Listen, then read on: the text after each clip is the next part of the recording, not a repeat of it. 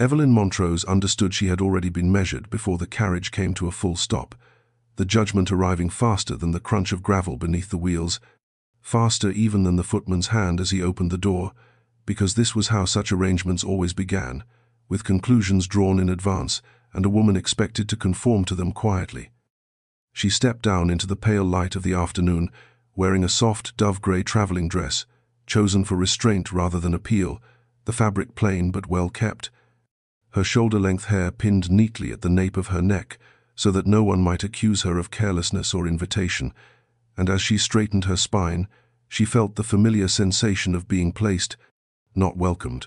Blackmere House rose before her with all the confidence of stone that had never needed to justify itself, and she recognized at once that she had not been brought here to be asked what she wanted, only to be assessed for what she might resolve.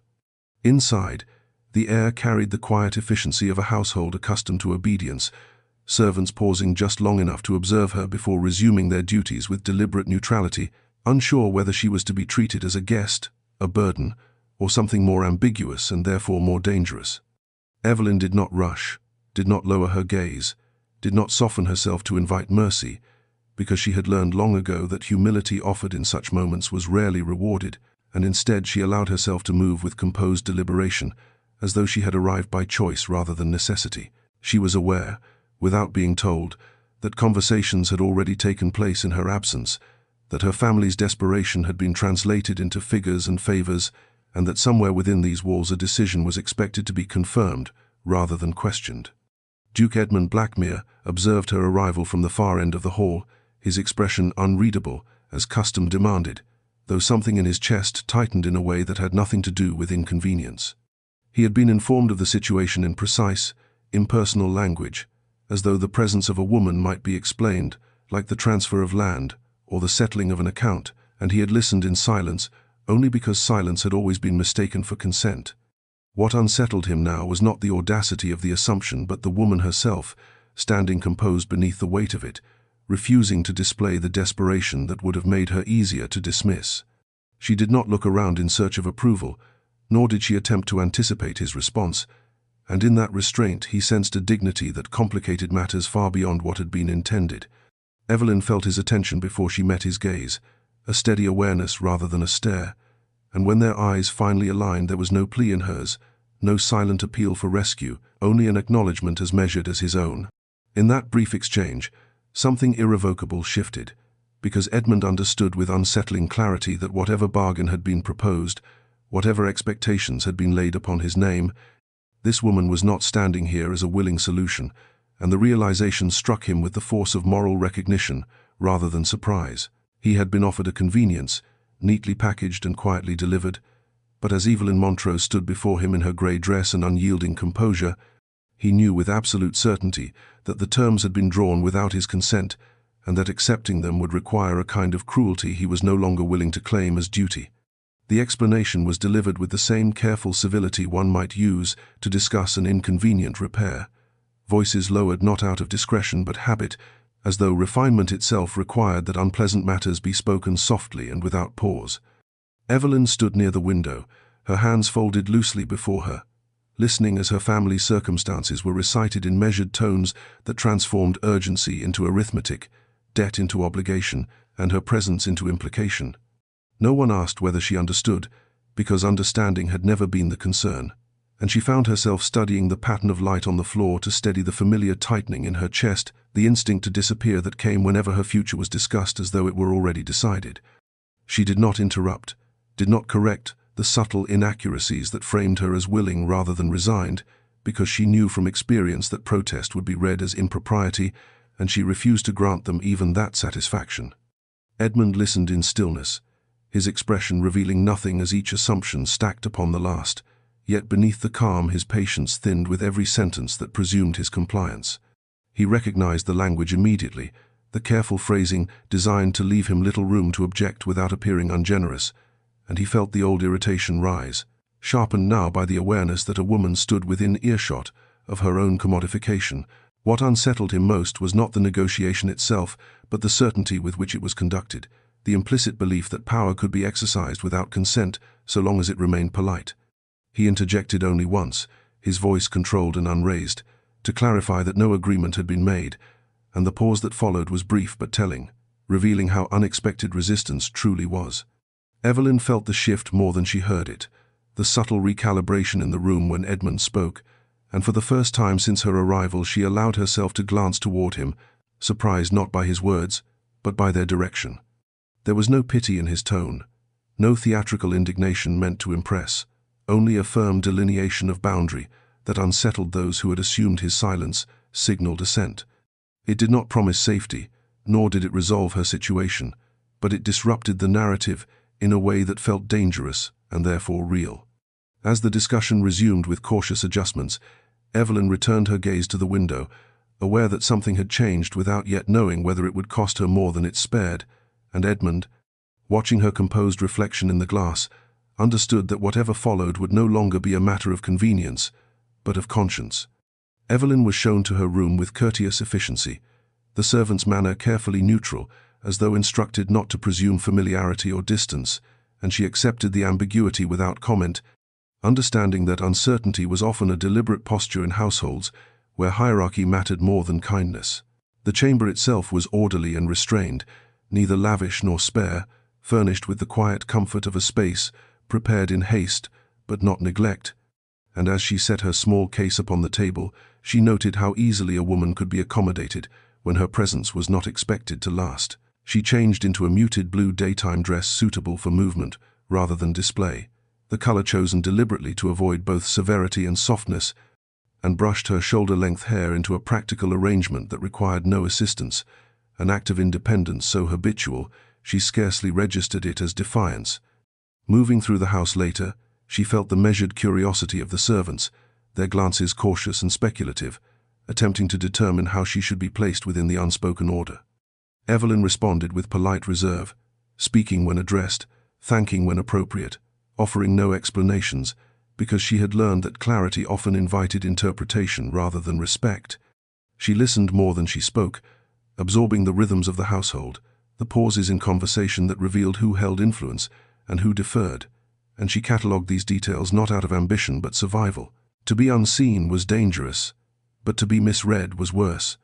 Edmund found himself noticing her presence without intending to, aware of the way she moved through shared spaces with deliberate restraint, neither shrinking nor asserting, occupying her place without apology. He observed how she deferred to household customs she could not yet know, compensating through attentiveness rather than assumption, and it unsettled him more than overt challenge might have.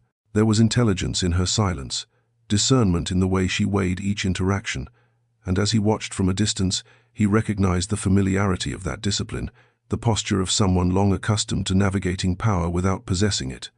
When their paths crossed briefly in the corridor, their exchange was limited to a nod and a polite greeting, yet the moment lingered, charged with the awareness that neither was ignorant of the other's scrutiny.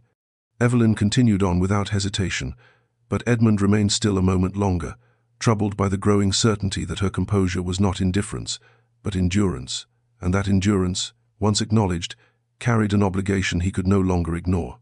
Dinner was announced with the quiet formality of routine, yet Evelyn felt the shift immediately, the unspoken understanding that the evening would be a measure rather than a meal. She dressed with deliberate care, choosing a deeper green gown that spoke of restraint refined rather than submission, the cut modest, the fabric clean and well-fitted, her shoulder-length hair smoothed and pinned with simplicity that resisted ornament without rejecting elegance. When she entered the dining room, conversation paused for the briefest instant, the kind of hesitation that revealed calculation before courtesy resumed, and she took her seat with composed precision, aware that every movement would be noted, every silence interpreted. The table itself gleamed with quiet abundance, silver and linen arranged to impress without excess, and she understood that such settings were designed not merely to host, but to observe, to remind those seated of who belonged and who was provisional. The conversation circled familiar topics, estates and alliances discussed with practiced ease, yet beneath the politeness ran a current of implication that made Evelyn's presence feel pointed, intentional, as though she were an unspoken clause woven into every exchange. She listened without interruption, answering only when addressed, her voice steady, her expression composed, refusing to shrink under the weight of attention or to perform gratitude for being included. Edmund watched her closely, noting how she neither courted approval nor challenged authority, how she allowed others to reveal themselves through their assumptions while offering little of her own. Each veiled reference to obligation tightened something in him, sharpening his awareness of how casually such tables had always served as sites of quiet coercion, and he found himself less concerned with appearances than with the integrity of his silence. When a remark drifted too close to the matter at hand, implying outcomes not yet agreed upon, Edmund redirected the conversation with measured authority, his tone calm but unmistakably final, and the effect was immediate, the table recalibrating around his refusal to allow the implication to stand. Evelyn met his gaze briefly then, not in thanks but acknowledgement, and the exchange carried an intensity that lingered long after conversation resumed. By the time the meal concluded, nothing had been resolved outwardly, yet everything had shifted inward, because Edmund could no longer pretend that neutrality was harmless, and Evelyn, rising from the table in her green gown with quiet dignity intact, understood that endurance alone would no longer suffice if it meant becoming complicit in her own erasure. The invitation to speak privately came without ceremony, delivered as a simple suggestion rather than a command, and Evelyn followed Edmund into the smaller withdrawing room with measured composure, her pulse steady despite the awareness that this conversation would alter the shape of whatever remained unspoken between them. The room was quieter, removed from the architecture of display that governed the rest of the house, and she stood near the window as she had before, not out of habit but intention, anchoring herself in the knowledge that transparency mattered more than comfort now. She did not wait for him to begin, nor did she soften her words to spare him unease, because she had learned that honesty offered plainly was the only form that could not be twisted into leverage. "I am aware of the terms that have been discussed," she said evenly, her voice calm, her expression unguarded without being vulnerable, "and I do not expect intervention, nor do I intend to plead for consideration that has never been freely given." The admission carried no bitterness, only clarity, and Edmund felt its weight immediately. Recognizing how thoroughly she had been prepared for disappointment, emotion moved through him not as impulse but reckoning, the realization that her acceptance was not consent but endurance shaped by necessity. He responded carefully, refusing to frame his resistance as generosity, stating instead that no agreement would be entertained that relied upon her silence or sacrifice, and in doing so he exposed his own discomfort with the ease of such transactions. Evelyn listened, searching not for reassurance but for consistency, and when she spoke again it was to make something unmistakably clear, that she would not exchange one form of erasure for another, even under the guise of protection. The declaration shifted the air between them, transforming the space from negotiation into recognition, and Edmund found himself regarding her not as someone to be shielded, but as someone whose agency demanded respect. When they parted, nothing had been resolved in practice, yet both understood that the terms surrounding Evelyn Montrose were no longer merely transactional, and that acknowledging this truth had rendered neutrality impossible. The following morning brought with it a renewed sense of pressure, subtle yet persistent, as though the house itself had adjusted its posture in anticipation of inevitability. Visitors arrived under the guise of courtesy, men whose names Evelyn recognized from correspondence and whispered concern. Their presence explained away as coincidence, though nothing about their timing suggested accident. She encountered fragments of conversation in passing corridors, phrases that reduced urgency to civility and expectation to entitlement, and though her expression remained composed, each word reinforced the truth she had long understood, that desperation was rarely met with mercy, only opportunity. She chose a restrained cream-colored dress that morning, neither defiant nor submissive, her shoulder-length hair arranged simply, and moved through the house with deliberate calm, refusing to grant visible satisfaction to those who waited for signs of strain. Edmund became aware of the shift almost immediately, the tone of discussion sharpening as assumptions resurfaced, cloaked once more in polite inevitability. He listened, jaw set, as men spoke as though his earlier resistance had been ceremonial rather than substantive, as though a woman's future could be deferred for convenience and retrieved when pressure resumed. The realization unsettled him more deeply than open challenge might have, exposing how ingrained such expectations truly were. He altered household arrangements without announcement, instructing that Evelyn's presence be respected without qualification, redirecting meetings away from shared spaces, and enforcing boundaries that had not previously required articulation. These actions were small in appearance but significant in intent, signaling a refusal to allow erosion through persistence. Evelyn noticed the changes not because they were announced but because they were consistent, and consistency was rarer than kindness. She understood that protection offered without ownership was fragile, dependent on conviction rather than authority, and she guarded herself against hope even as something steadier than reassurance began to take shape. Their interactions remained restrained, glances exchanged without commentary, yet beneath the composure ran an unspoken alignment, the sense that each was choosing, in quiet defiance, not to retreat. Edmund, watching her move through the altered rhythms of the house, recognized that shielding her from scrutiny was not enough if the world beyond remained unchanged, and the understanding settled with uncomfortable clarity that sooner rather than later he would be required to make his refusal unmistakable. The opportunity for intervention arrived sooner than Edmund had anticipated, surfacing not through confrontation but assumption, the most insidious form of pressure because it disguised itself as courtesy. A formal discussion convened in the smaller drawing room, its purpose ostensibly administrative, yet the undercurrent was unmistakable, the expectation that what had been delayed would now be concluded. Evelyn was not invited, which in itself spoke volumes, and she remained elsewhere in the house, aware by instinct rather than information that decisions were being framed in her absence. She chose a muted lavender gown that afternoon, the color soft without fragility, and occupied herself with quiet tasks that required attention rather than speculation, refusing to pace or wait by doors that had never been meant to open for her. Inside the drawing room, voices layered assumption upon assumption, phrases shaped to suggest inevitability rather than proposal, and Edmund felt the final erosion of patience give way to resolve.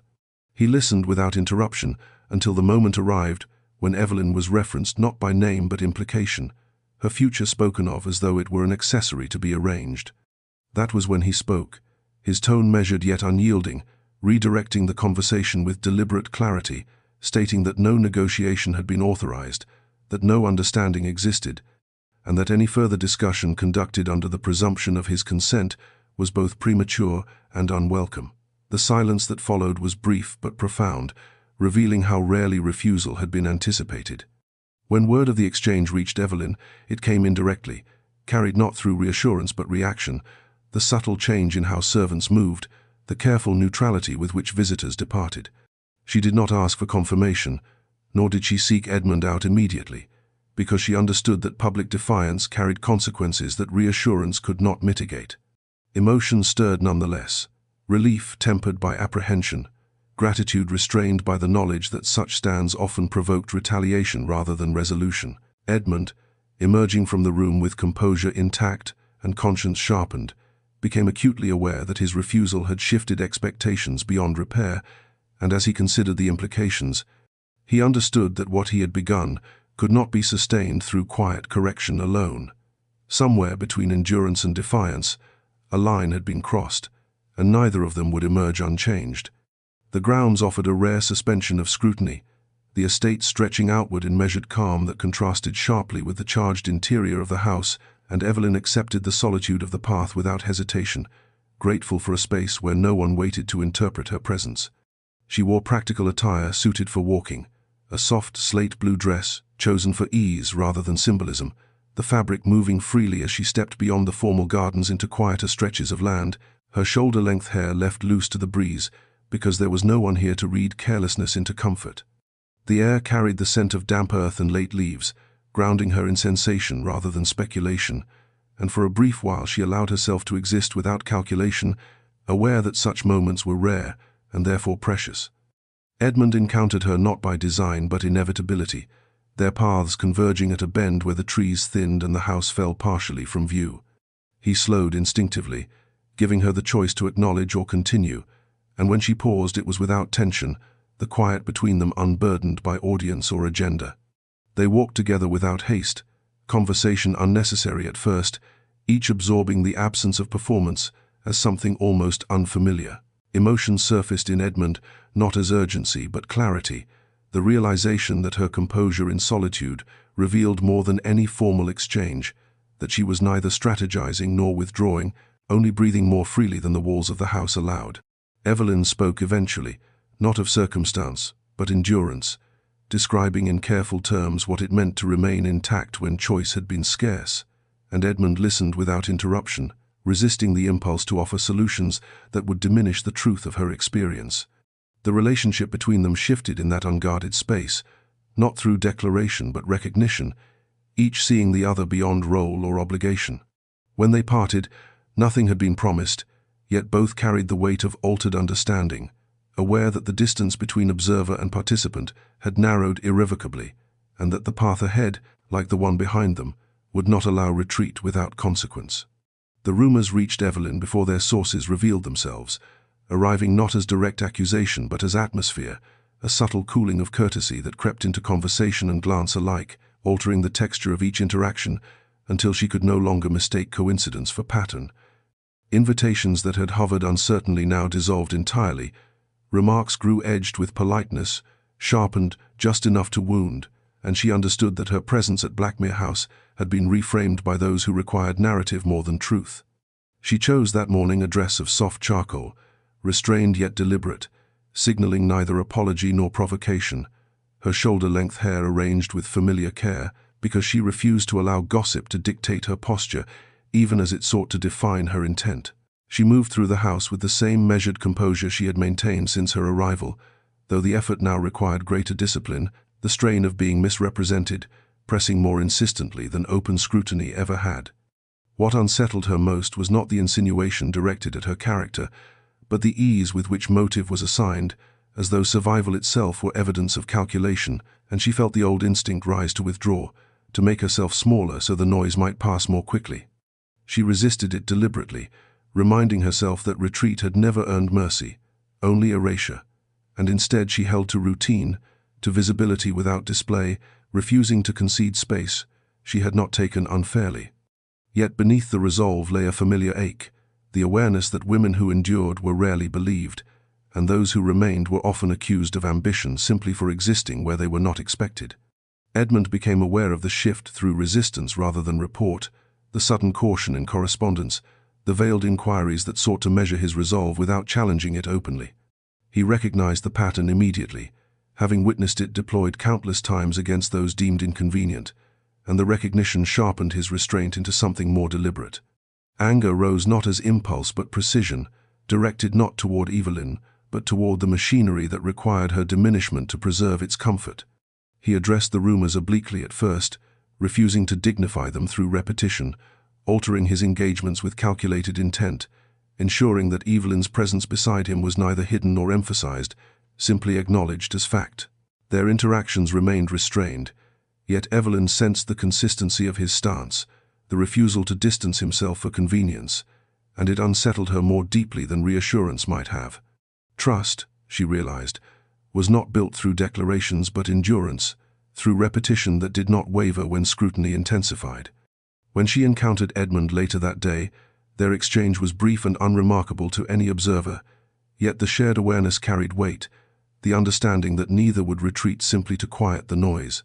The rumors did not cease, but they lost precision, blunted by resistance they had not anticipated, and as Evelyn returned to her room that evening, she understood with sober clarity that the cost of remaining visible had been accepted on both sides, whether spoken aloud or not. The confrontation unfolded without warning, emerging not from raised voices but from the smooth confidence of a man accustomed to agreement, the kind who spoke as though resistance were a misunderstanding rather than a possibility. The visiting lord arrived mid-morning under the pretense of courtesy, his manner affable, his words carefully measured, and Evelyn became aware of his purpose long before her name was spoken, sensing the shift in tone that preceded assumption. She wore a muted wine-colored dress that day, restrained yet resolute, the fabric chosen not to impress but to steady herself, her shoulder-length hair pinned back with practiced care as she occupied a seat near the window, attentive but deliberately unobtrusive. She listened as conversation turned gradually, almost artfully, toward unresolved matters, the language shaped to suggest inevitability rather than negotiation, and she recognized with weary clarity how easily politeness could be used to disguise entitlement. When her presence was finally referenced, it was indirect, framed as opportunity rather than decision, and the ease with which her future was discussed sent a familiar chill through her. She did not speak, not out of fear but calculation, understanding that interruption would be interpreted as impertinence rather than self-preservation, and she fixed her gaze on the glass panes, grounding herself in stillness. The Lord spoke with the confidence of precedent, invoking tradition and mutual benefit, assuming that Edmund's earlier resistance had been ceremonial, a gesture made for appearances that would dissolve under renewed pressure. The expectation hung in the room, waiting to be affirmed. Edmund allowed the moment to stretch, the silence deliberate, and when he spoke his voice carried no heat, only clarity sharpened by resolve. He corrected the assumption without apology, stating plainly that no arrangement existed, that no terms were under consideration, and that any future framed around Evelyn Montrose was not open to discussion. The word non-negotiable emerged not as emphasis but boundary, spoken once and without embellishment, and its effect was immediate, the air shifting as though something structural had been altered. The visiting lord attempted to recover, offering mild protest couched in reason, but Edmund did not repeat himself, understanding that repetition invited reinterpretation. Evelyn felt the impact as distinctly as if her name had been called, the finality of the declaration resonating not as rescue but recognition, and she struggled to steady the sudden tightness in her chest, the unfamiliar sensation of being defended without condition. When the visitor departed, his composure intact, but confidence fractured, the room felt quieter, altered by the certainty that had been introduced and could not be withdrawn. Edmund turned then, meeting Evelyn's gaze without triumph or reassurance, and in that moment she understood that this refusal was not strategic delay but irrevocable choice. The realization carried weight rather than comfort, because she knew with equal clarity that such declarations demanded consequence, and that by speaking the word aloud, Edmund had bound them both to whatever followed, whether society approved or not. The consequences of Edmund's declaration unfolded not in spectacle but in absence, the quiet withdrawal of courtesies that had once been automatic, the subtle recalibration of attention that signaled judgment without requiring announcement. Evelyn noticed it first in the smallest details. The way correspondence addressed to her was delayed rather than delivered promptly. The manner in which servants hesitated before offering information that had previously been shared without question, as though her presence had shifted from temporary inconvenience to lasting complication. She chose a soft ash-blue dress that morning, restrained and unadorned, her shoulder-length hair arranged with habitual care, not because appearance could correct perception, but because dignity was one of the few choices still fully her own. She moved through the house with composure intact, though inwardly she wrestled with an unease more complex than fear, the awareness that being declared non-negotiable had not freed her from scrutiny but altered its shape. Gratitude pressed against pride in ways she had not anticipated. She was thankful for Edmund's refusal, for the clarity with which he had spoken, yet she could not ignore the discomfort of being the axis upon which consequence now turned. The instinct to withdraw resurfaced, sharpened by the belief that her presence might endanger him, that the cost of his conviction would ultimately be paid by isolation rather than respect. She reminded herself that retreat would not undo what had been said, only diminish what remained of her agency, and she resisted the urge to apologize for a stand she had not demanded, but had not rejected either. Edmund felt the shift differently, attuned less to the absence of favor than to the resistance that replaced it. Letters grew cautious, alliances tentative, invitations framed with delay rather than refusal, and he recognized the familiar language of disapproval disguised as patience. He accepted it without comment, understanding that any attempt to justify his decision would only invite negotiation, and he had already made it clear that negotiation no longer existed. What unsettled him was not the backlash itself, but Evelyn's response to it, the way she carried herself with careful restraint, neither leaning into his authority nor shrinking from consequence. He became acutely aware of how easily protection could slide into possession if left unexamined, and he resolved, quietly and firmly, not to allow his declaration to become another form of control. Their interactions remained measured, marked by courtesy rather than reassurance, yet beneath the restraint lay an unspoken tension, the need for clarity neither had yet voiced. Evelyn sensed his attentiveness without intrusion, the consistency of his presence that neither demanded gratitude nor withdrew when it was not offered, and she found herself unsettled by the realization that this steadiness felt more dangerous than uncertainty because it suggested permanence. Edmund, observing her resolve under pressure, understood that whatever bond was forming between them would not survive on protection alone, and that if he wished to honor the word he had spoken, he would need to ensure that it preserved her choice rather than replaced it. The evening gathering had been scheduled long before Edmund's declaration, its purpose officially social, yet its function unmistakably evaluative, and Evelyn understood as she dressed that the room would be waiting not merely to see her, but to decide what she now represented. She chose a gown of deep sapphire, richer in tone than any she had worn since her arrival, not to provoke attention but to signal intention, the color steady and assured, the cut elegant without excess, her shoulder-length hair styled with understated precision that reflected choice rather than instruction. When she entered the drawing room, conversation softened rather than halted, the shift subtle but perceptible, the air adjusting around her as though recalibrating its expectations. She moved with composed deliberation, greeting those who acknowledged her without apology or performance, aware that restraint itself had become a statement. The scrutiny was sharper than before, shaped less by curiosity than challenge, and Evelyn felt the familiar pressure to justify her presence rise, only to be checked by a steadier resolve. She did not seek Edmund immediately, nor did she remain apart in calculated isolation, choosing instead a position that acknowledged both independence and alignment, seated where she could participate without presumption. The conversations that reached her were edged with implication, remarks about tradition and propriety delivered with practiced civility, and she responded only when addressed, her answers concise and unembellished, refusing to defend what had already been decided. Internally, she measured each moment, balancing assertion against restraint, aware that any misstep would be seized upon as confirmation of motive rather than circumstance.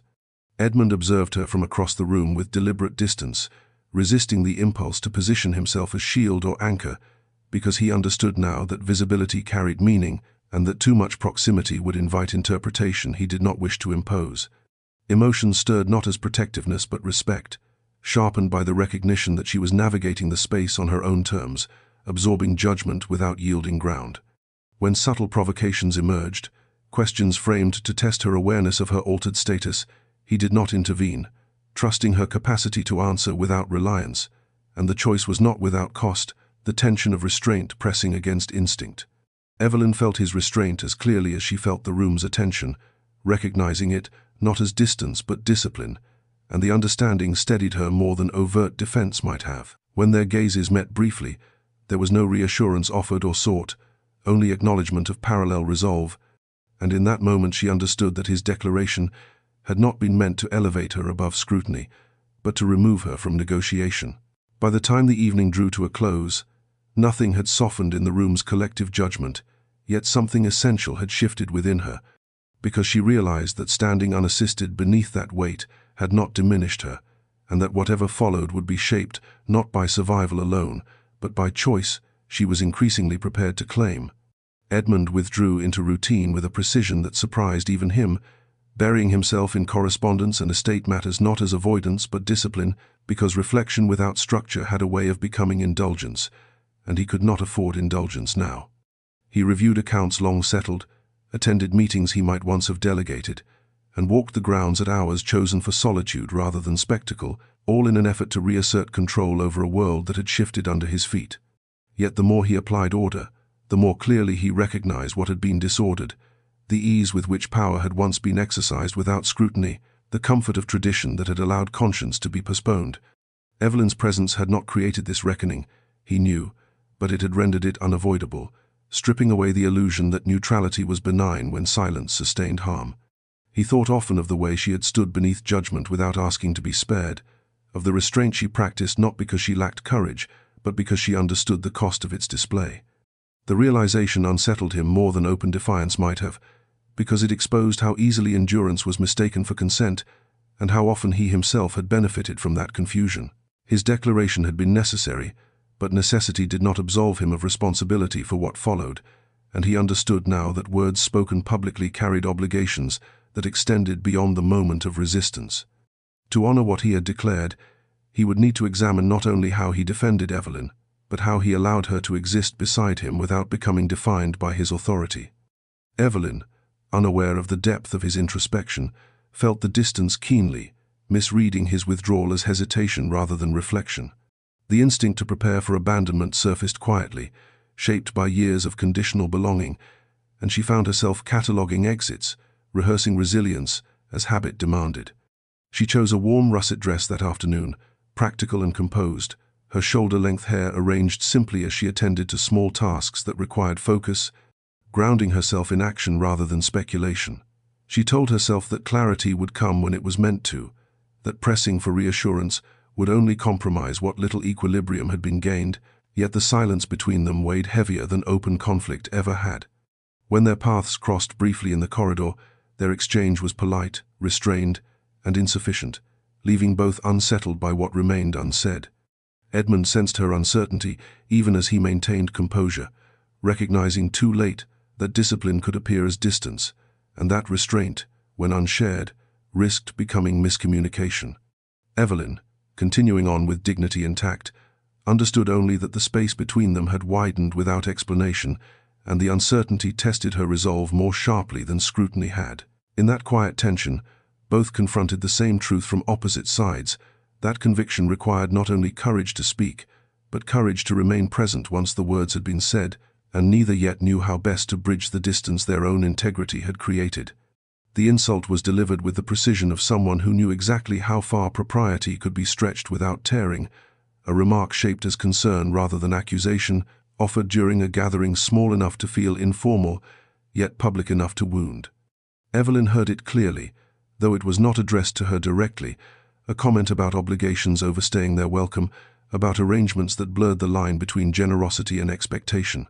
She wore a soft ivory gown that afternoon, chosen for its simplicity rather than symbolism, her shoulder-length hair arranged neatly, and she remained outwardly composed as the words settled into the room, their intent unmistakable.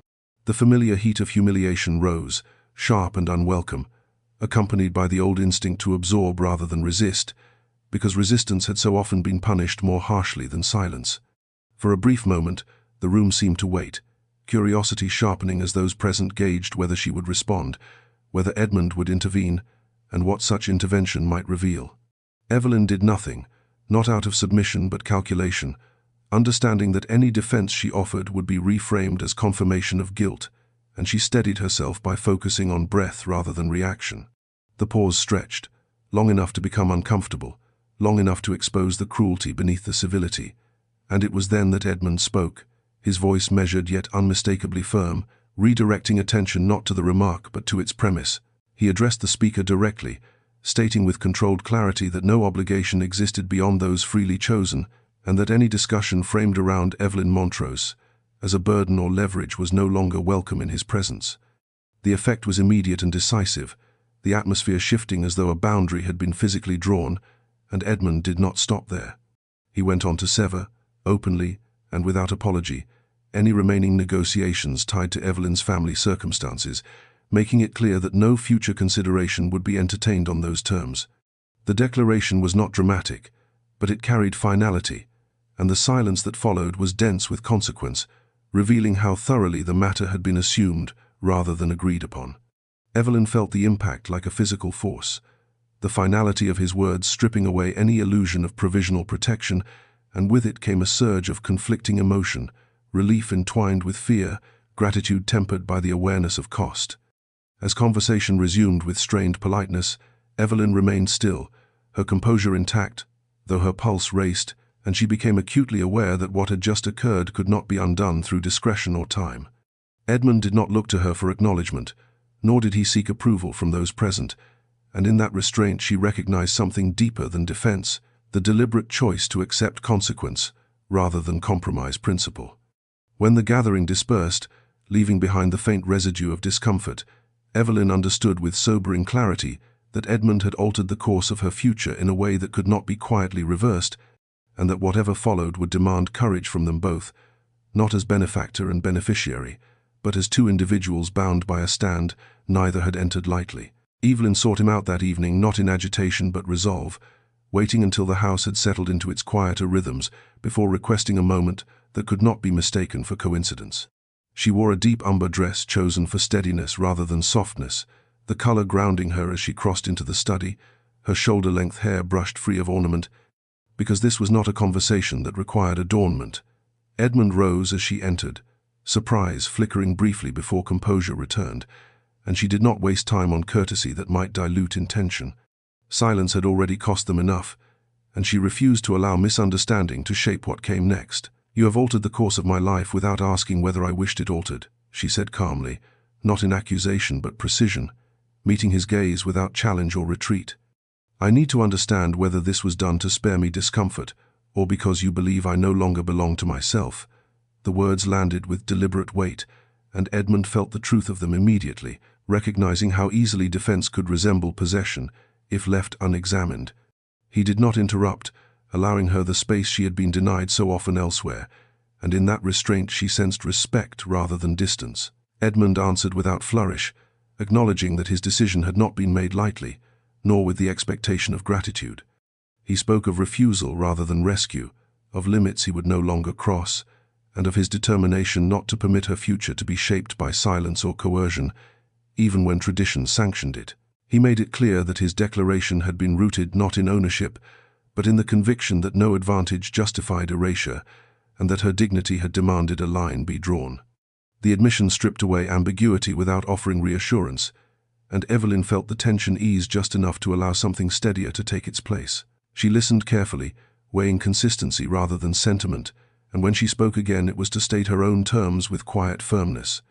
She would not remain under his protection without agency, nor would she accept decisions made on her behalf without voice, no matter how well-intentioned. Edmund accepted these conditions without negotiation, understanding that agreement offered freely was the only form that honored the word he had spoken publicly. The shift between them was subtle but decisive, transforming proximity into alignment rather than imbalance.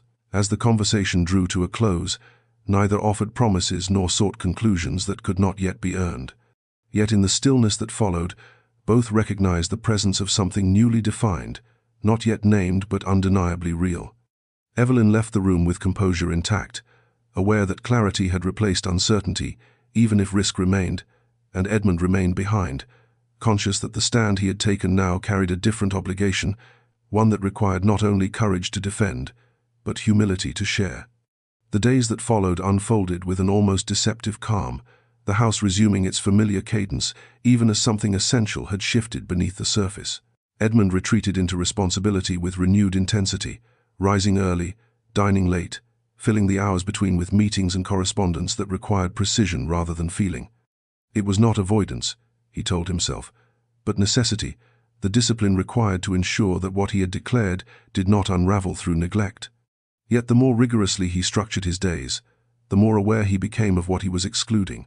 The conversations deferred, the glances avoided, the risk of intimacy postponed in the name of control. Restraint had always been his safeguard, but now it carried the unintended weight of distance.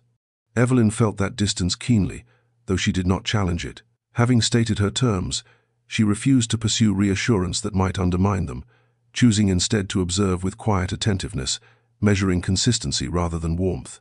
She wore a soft taupe dress that morning, understated and composed, her shoulder-length hair arranged simply as she attended to routine tasks that grounded her in purpose rather than speculation.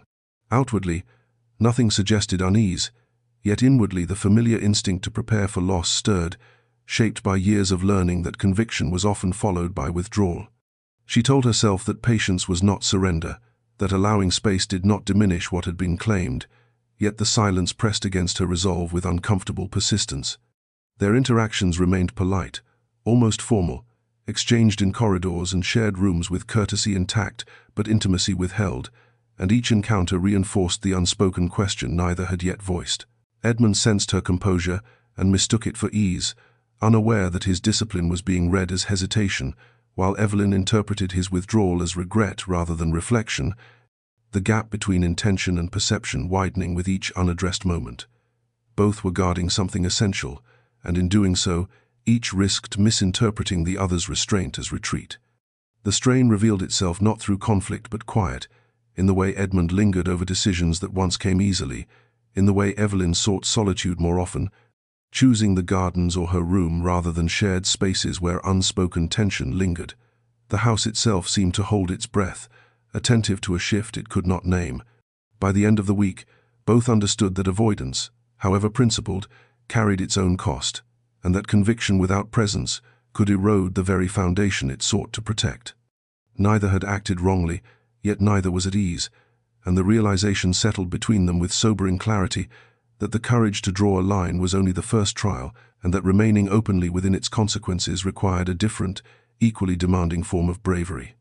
The crisis resurfaced with the quiet persistence of something never truly resolved, arriving not through drama but correspondence, a letter delivered with the same restrained courtesy that had always accompanied bad news. Evelyn recognized the hand at once, the familiar script carrying implications before the words themselves were fully read, and as she unfolded the page, she felt the weight of inevitability settle with practiced familiarity. The debts that had driven her to Blackmere House had not vanished with Edmund's refusal, only shifted shape, creditors growing bolder as patience thinned, their language edged now with urgency rather than negotiation. She wore a muted olive dress that day, chosen without thought, her shoulder-length hair brushed back as she read, reread, and then folded the letter carefully, refusing to allow the tremor in her hands to betray her composure. The implications were clear enough without explanation. Pressure would return, this time less polite, and the cost of resistance would be extracted wherever weakness could be found. Evelyn understood, with the clarity born of long experience, that Edmund's declaration had bought time rather than absolution, and the realization sharpened her sense of responsibility into resolve. Gratitude curdled into guilt as she considered the consequences his stand now invited, the reputational damage already evident, the isolation he had accepted without complaint. She had insisted on agency, on choice, and now that choice demanded something of her in return. The instinct to shield him, to remove herself from the line of consequence, grew stronger with every measured breath. Edmund learned of the renewed pressure later that afternoon, not from Evelyn but through indirect channels that confirmed what he had suspected, that refusal did not end negotiations so much as redirect them. The knowledge settled heavily, not because it surprised him, but because it clarified what lay ahead. He had anticipated resistance, but seeing it crystallize into renewed threat sharpened the stakes, forcing him to confront the full cost of what he had chosen. His first instinct was to shield Evelyn from the details, to absorb the burden quietly, but the memory of her terms checked him, reminding him that protection without transparency was simply another form of control. When they finally spoke that evening, the conversation was measured, careful, both aware that the ground beneath them had shifted again. Evelyn did not present the situation as plea or accusation, only fact, and Edmund listened with the same restraint that had come to define him, weighing not only options but principles. The relationship between them tightened under the strain, vulnerability shared without collapse, trust tested not through words but consequence. As they parted, neither offered reassurance they could not yet guarantee, yet both understood that the trial ahead would demand more than conviction alone. The crisis had returned, reshaped and sharpened, and with it came the question neither could avoid, whether the declaration that had altered everything would endure when the cost was no longer abstract, but immediate and deeply personal. Evelyn made her decision in the quiet of the morning, before the house fully stirred, when resolve felt cleaner than courage and habit offered guidance where emotion threatened to interfere. She dressed with deliberate restraint, choosing a soft dove-brown gown that signaled neither hope nor despair, only readiness, her shoulder-length hair arranged simply, without ornament, because this was not a moment for display. The letter lay folded in her reticule, its weight more symbolic than physical, and as she stepped beyond the familiar corridors of Blackmere House, she felt the steadying clarity that had always accompanied sacrifice, the sense of purpose that came from acting before doubt could intervene. She did not leave a note, not out of secrecy but certainty, believing that explanation would only invite delay. The intermediaries received her with predictable composure, their surprise masked quickly by calculation, and she recognized the familiar cadence of negotiation resume as though it had never been interrupted. Evelyn spoke calmly, acknowledging realities without conceding dignity, making it clear that she was present by choice rather than compulsion, and that any discussion would proceed on her terms. Inside, something fractured quietly, the old ache of self-erasure returning with unsettling familiarity, yet she held to composure because she understood the cost of hesitation. If her presence could redirect consequence away from Edmund, even temporarily, then the sacrifice felt not only necessary but inevitable. Edmund learned of her absence through instinct before confirmation, the unease settling long before the message arrived. When he discovered where she had gone and why, the impact was immediate and devastating, not because he felt betrayed, but because he understood the depth of what she was willing to surrender to spare him consequence. The realization cut deeper than accusation ever could, exposing the limits of restraint and the danger of silence. He did not hesitate, abandoning formality in favor of urgency, because this was not a matter to be corrected discreetly. What Evelyn had offered in quiet resolve demanded response of equal clarity. When Edmund entered the room where negotiations had resumed, his presence disrupted the dynamic instantly, the authority he carried reframing the conversation before a word was spoken. He did not raise his voice, nor did he indulge in explanation, stating simply and irrevocably that no discussion involving Evelyn Montrose would proceed, that any attempt to reframe her future as leverage was concluded permanently.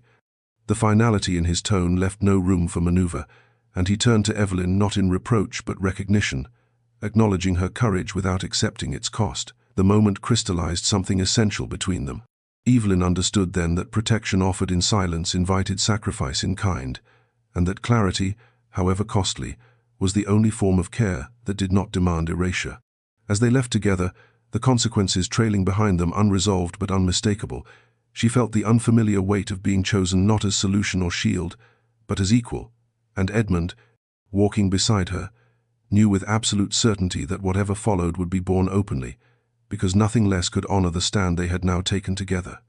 The declaration did not come with ceremony, nor was it delivered in a space designed for spectacle, yet its impact reverberated far beyond the room in which it was spoken. Word traveled quickly, carried not by Edmund's intent but by the disruption itself, the unmistakable signal that something once assumed immutable had been refused with finality. Evelyn felt the weight of that refusal settle around her as they returned to Blackmere House, not as relief but gravity, the understanding that what had been rejected could not be quietly reintroduced. She changed into a deep plum dress that afternoon, the color steady and deliberate, her shoulder-length hair arranged with careful composure, because the house would now read every detail for meaning whether she offered it or not. Visitors arrived later under the pretense of clarification, faces composed with the practiced civility of those who believed misunderstanding rather than defiance was the true obstacle. Evelyn was present this time, seated openly rather than excluded, her presence no longer provisional but acknowledged, and she listened as Edmund received them with controlled authority. The conversation circled cautiously, probing for openings, suggesting alternatives framed as compromise rather than retreat, and she felt the familiar tension rise, the instinct to brace for erosion through persistence. Yet Edmund did not allow the language to soften the truth, interrupting calmly to restate what had already been made clear, that Evelyn Montrose was not subject to arrangement, delay, or reconsideration, and that any attempt to revive negotiation would be met with immediate refusal.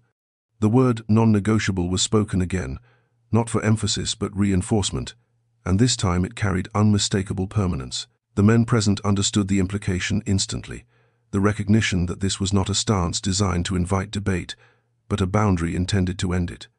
Evelyn felt a sharp, unexpected surge of emotion, not triumph, but astonishment.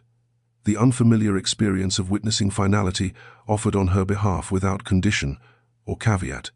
It was not protection she felt in that moment, but alignment, the knowledge that his refusal was not dependent on circumstance or convenience, but conviction sustained under pressure. When the visitors departed, their courtesy intact but confidence diminished, the house seemed altered by what had occurred, the silence heavier, charged with consequence. Edmund turned to Evelyn then, not seeking validation or gratitude, but acknowledgement, and she met his gaze steadily, understanding that what had been spoken bound them both. The future remained uncertain, shaped now by consequence rather than speculation, and she felt the sober clarity of that truth settle within her. This declaration had not resolved everything, but it had ended something irrevocably, the notion that her life could be weighed and exchanged without consent. As evening fell, Evelyn moved through the house with a heightened awareness of presence, no longer bracing for disappearance, yet not indulging in comfort either. Edmund, watching her with restrained intensity, understood that the stand he had taken had crossed from resistance into permanence, and that whatever followed would demand endurance rather than defiance alone. In that shared recognition lay the beginning of something unavoidably binding, not forged through transaction or rescue, but through a refusal so complete it reshaped the ground beneath them both. The backlash arrived not with confrontation but omission, an absence that spoke more loudly than rebuke, as though society had collectively decided that silence would prove more effective than argument. Invitations ceased without explanation, correspondence grew formal and infrequent, and the familiar rhythm of obligation gave way to a careful distancing that left no room for misunderstanding. Evelyn noticed it in the smallest details, the way her name was omitted from lists where it had once appeared, the pauses that followed her arrival in shared spaces beyond Blackmere House, and she chose that morning a restrained steel blue dress, composed and deliberate, her shoulder-length hair arranged with quiet care, because retreat would only confirm what absence already suggested. She moved through the altered landscape with composure intact, though inwardly she felt the ache of displacement sharpen into something heavier, the realization that standing firm often came with isolation rather than vindication. Edmund absorbed the consequences differently, less attuned to social withdrawal than to its implications, the way alliances recalibrated and obligations were quietly renegotiated without his involvement. He recognized the strategy immediately, having once relied upon it himself, and accepted the cost without complaint, understanding that resistance to entrenched norms was rarely met with open hostility, but with deliberate exclusion designed to encourage retreat. What unsettled him was not the loss of influence, but the effect it might have on Evelyn, whose endurance had already been tested beyond measure. He found himself watching her more closely, attentive not out of possession but concern, aware that his declaration had reshaped her world as profoundly as his own. Their shared isolation created an unexpected intimacy, not born of comfort but necessity, the absence of distraction forcing honesty into quieter moments. Evelyn grappled with guilt that surfaced unbidden, the persistent belief that his loss was the price of her survival, and she struggled to reconcile gratitude with the instinct to withdraw before she became a liability. Edmund addressed the tension without flourish, acknowledging the cost openly and refusing to frame it as sacrifice, insisting instead that consequence accepted freely did not diminish choice. The exchange steadied something between them, replacing unspoken worry with shared resolve. As days passed, the quiet around them settled into a different shape, no longer raw absence but space, and Evelyn began to recognize the difference, the subtle freedom of existing without constant appraisal. She wore warmer tones now, a muted rust one afternoon, a soft moss green the next, not as signal but preference, reclaiming choice in details that had once been strategic. Edmund observed the shift with restrained admiration, understanding that resilience did not require constant defense, only consistency. By the week's end, both understood that what had been lost could not be reclaimed without compromise, and neither was willing to offer it. The isolation remained, but it no longer felt punitive, and in that recalibration, Evelyn sensed the beginning of a steadier footing, the knowledge that while society had turned away, the ground between her and Edmund had grown firmer, shaped not by approval, but by a mutual refusal to retreat. Public appearances resumed not because the silence had lifted, but because withdrawal no longer served them, and Evelyn understood that absence could be read as concession just as easily as defiance. They attended only what necessity demanded, choosing occasions where presence was obligation rather than invitation, and in doing so they learned how differently scrutiny felt when it no longer carried the weight of negotiation. Evelyn selected her clothing with renewed intention, not to manage perception but to reflect steadiness, a dress of warm umber one morning, a deep teal the next, colors that spoke of grounded resolve rather than appeal, her shoulder-length hair arranged simply, no longer calculated to disappear. She stood beside Edmund, without leaning into him, maintaining proximity without reliance, and the distinction mattered more than she had expected. The reactions were muted but unmistakable, glances lingering just long enough to assess, conversations shifting when they approached, courtesy extended with careful restraint. Evelyn felt the familiar tension stir, the instinct to soften herself to ease discomfort, and she resisted it deliberately, reminding herself that composure did not require appeasement. She spoke when addressed, listened without invitation, and allowed silence to stand where explanation would once have rushed in. What surprised her was not the resistance, but the steadiness with which she met it, the realization that endurance no longer demanded invisibility, only presence sustained without apology. Edmund navigated these moments with deliberate balance, neither shielding nor distancing, aware that too much intervention would undermine the very agency he sought to protect. He remained attentive without being possessive, offering quiet alignment rather than overt defense, and the restraint was not without effort. Instinct urged him to close ranks, to assert authority where resistance lingered, yet he understood now that true partnership required space, not dominance. He watched Evelyn meet each exchange with measured composure, and recognized that her strength lay not in defiance but consistency, the refusal to be reshaped by disapproval. In the intervals between obligations, their conversations grew more reflective, less charged by immediate consequence, and Evelyn found herself speaking more freely of preference rather than survival, of what she wished to cultivate rather than avoid. Edmund listened without redirecting, resisting the impulse to solve what no longer required rescue, and in that restraint, something steadier took root. Trust, she realized, was not a singular moment, but accumulation, built through repeated acts that did not waver under pressure. By the end of the week, the rhythm of shared appearance and private quiet settled into something sustainable, the tension easing not because it had vanished, but because it no longer dictated every choice. Evelyn recognized the subtle shift within herself, the emergence of confidence not granted by protection but forged through participation, and as she stood beside Edmund at the close of another restrained engagement, she understood that alignment had replaced survival, and that whatever lay ahead would be faced not as burden and benefactor, but as two individuals choosing, repeatedly and without spectacle, to remain present despite the cost. The moment of vulnerability came without warning, emerging not from conflict but fatigue, the kind that settles when vigilance has been sustained for too long without release. It was late, the house quieted into its deeper stillness, and Evelyn found Edmund in the library, seated not in command but contemplation, the lines of restraint more visible in the low light. She hesitated only briefly before entering, aware that this was not a space she had often seen him occupy without purpose, and the shift itself signaled something unguarded. She wore a soft, dusk-gray dress, comfortable rather than deliberate, her shoulder-length hair loosely arranged, because this was not an evening shaped for performance. Edmund spoke first, not to assert but to confess, acknowledging the strain he had carried since drawing the line he could no longer retreat from. He admitted, with measured candor, that restraint had always been his armor, that control had allowed him to navigate power without examining its cost, and that Evelyn's presence had stripped that armor of certainty. The fear he revealed was not of scandal or loss, but of failing her, of discovering too late that conviction alone could not shield against consequence. The admission carried weight precisely because it was offered without expectation of reassurance, an exposure of doubt rather than a request for comfort. Evelyn listened without interruption, recognizing the courage required to speak uncertainty aloud, especially for a man accustomed to authority. Emotion stirred not as relief, but recognition, the understanding that his discipline had been born not of indifference, but responsibility carried in silence. When she responded, it was not to soothe but to meet him where he stood, acknowledging that fear did not diminish resolve, and that endurance did not require certainty to be meaningful. She spoke of her own hesitation, the instinct to disappear when consequence followed choice, and in doing so bridged the distance restraint had created between them. The exchange altered the balance subtly but decisively.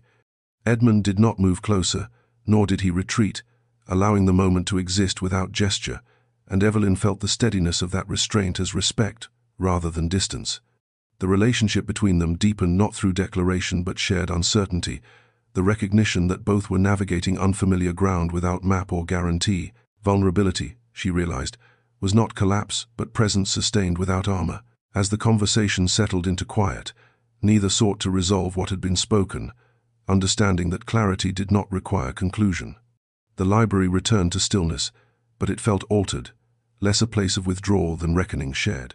Evelyn left with composure intact and something lighter beneath it, the knowledge that fear acknowledged could be carried together without diminishing either party. Edmund remained behind, aware that the admission he had offered had not weakened his stance but refined it, anchoring conviction in humility rather than control. In that quiet alignment, they crossed another threshold, not marked by decision or defiance, but by the shared understanding that strength, when divided honestly, did not lessen, but endured. Evelyn understood that clarity, once invited, demanded articulation, and she chose the following afternoon to speak not because urgency pressed, but because delay would soften intention into uncertainty.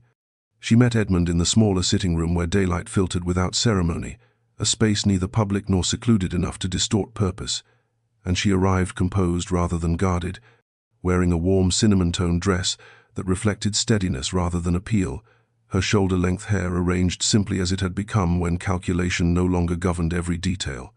She did not sit at once, choosing instead to stand opposite him, not in challenge but parity, grounding herself in posture before words. "I will not remain here as a condition of protection," she said calmly, her tone even, her gaze unwavering. "Nor will I accept decisions made in my interest without my voice included. What I ask is not shelter, but partnership, and if that cannot exist, then clarity requires that I know it now." The words carried neither ultimatum nor plea, only definition, and Edmund felt their precision immediately, recognizing that this was not a negotiation framed to test his resolve, but a boundary drawn to preserve her own. Emotion moved through him not as resistance but respect, the recognition that agency claimed openly required courage equal to any defiance he had shown. Edmund responded without hesitation, acknowledging that her terms were neither unreasonable nor unexpected, and that any future shaped without her consent would contradict everything he had refused. He spoke of partnership not as arrangement, but alignment, of shared consequence rather than unilateral protection, and in doing so reframed his declaration as beginning rather than conclusion. The exchange carried weight not because of what was promised, but because nothing was withheld, and Evelyn felt the unfamiliar steadiness of agreement reached without concession of self. The shift between them was subtle but decisive. No longer did their proximity hinge on defense or endurance, but on choice articulated and accepted.